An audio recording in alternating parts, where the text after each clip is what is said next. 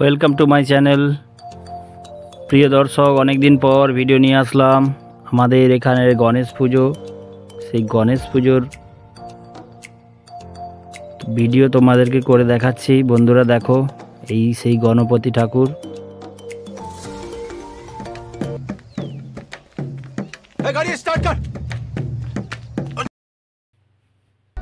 গ্রামের দিকে এই যে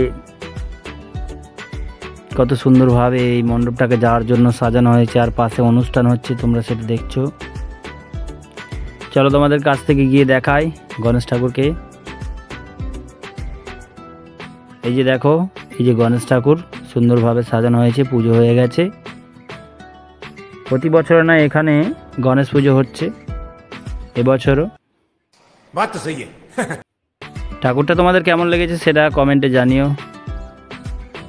আর উপরে দেখো, ওই মণ্ডপের উপরটায় কত সুন্দরভাবে সাজানো রয়েছে, আর সামনে লাইটিংগুলো দেখো কেমন লাগছে। এখন এই ধরনের লাইটিংগুলো সাধারণত মেলাঘাটে দেখা যায় পুজো প্যান্ডেলের সামনে।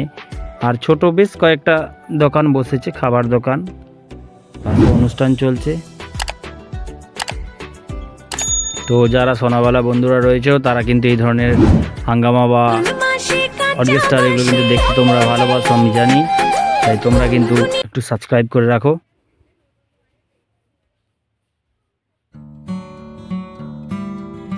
চার দিনের পুজো, সাউন্ড সিস্টেমটা দারুণ ছিল এখানে।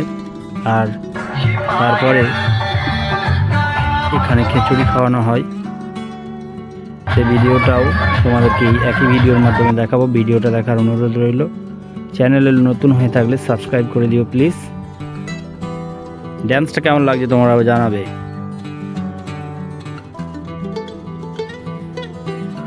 আর এই যে খিচুড়ি খাওয়ানো হচ্ছে দাসপুর 2 এর গোছাতি গ্রামের তেঁতুলতলাতে।